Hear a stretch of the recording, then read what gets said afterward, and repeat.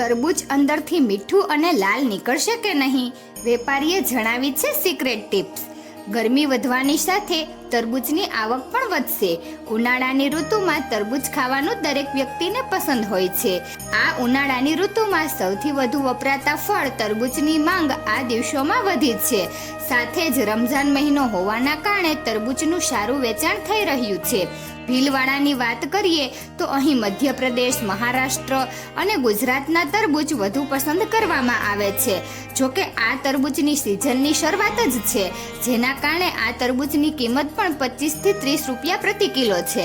ગરમી વધવાની સાથે તરબૂચની આવક પણ વધશે. ઉનાળાની ઋતુમાં તરબૂચ ખાવાનું દરેક વ્યક્તિને પસંદ હોય છે. તે ઉનાળાનું મોસમી ફળ છે. તેમાં 90% વધુ પાણી હોય છે. વેપારીઓનું માનવું છે કે તરબૂચ જેટલું ગોળાકાર અને ઘાટા હોય છે, તે અંદરથી તેટલું જ મીઠું અને લાલ હોય છે.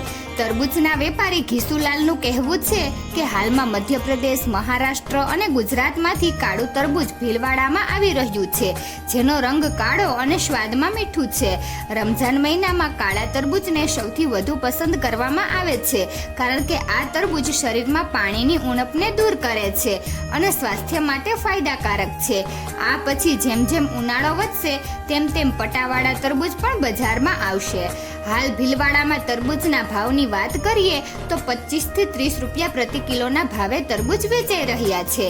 વેપારી ઘીસુલાલ કહે છે કે આ કાળું તરબૂચ એકવાર કાપ્યા પછી લગભગ 4 થી 5 દિવસ સુધી બગડતું નથી અને કાપ્યા વિના આ તરબૂચ 10 દિવસ સુધી બગડતું નથી. કાળા તરબૂચ સિઝનમાં માત્ર 3 મહિના માટે જ મળે છે. કાળા તરબૂચની વધુ માંગ છે. તરબૂચ જેટલું ગોળાકાર અને ઘાટા હોય છે તેટલું જ મીઠું હોય છે. 25 વર્ષથી તરબૂચ વેચતા ઘીસુલાલ કહે છે કે સામાન્ય રીતે ગ્રાહકો પોતાની પસંદગીનું તરબૂચ જાતે જ પસંદ કરે છે અને અમને આપે છે અને અમે તેને કાપીને બતાવીએ છીએ કે તરબૂચની અંદરથી કેટલું લાલ અને મીઠું છે. પરંતુ જો તમે તેને ઓળખવા માંગતા હોવ તો એક સરળ રીત છે, જેમાં તરબૂચ જેટલું ગોળાકાર અને ઘાટું હોય છે તેટલું જ મીઠું હોય છે અને અંદરથી લાલ હોય છે, અને તે જ રીતે ગ્રાહકો પણ લાલ અને મીઠા તરબૂચ આપે છે. તરબૂચમાં એન્ટી ઇન્ફ્લેમેટરી ગુણ હોય છે. તરબૂચમાં પાણીની માત્રા સારામાં સારી હોય છે. તરબૂચ દરેક લોકોએ ગરમીમાં ખાવું જોઈએ.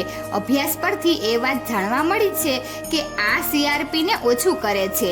તરબૂચમાં કેરોટીનોઇડ ગ્લિપ્ટોક્સેન્થિનની માત્રા સારામાં સારી હોય છે, જે આર્થરાઇટિસના જોખમને ઓછું કરે છે.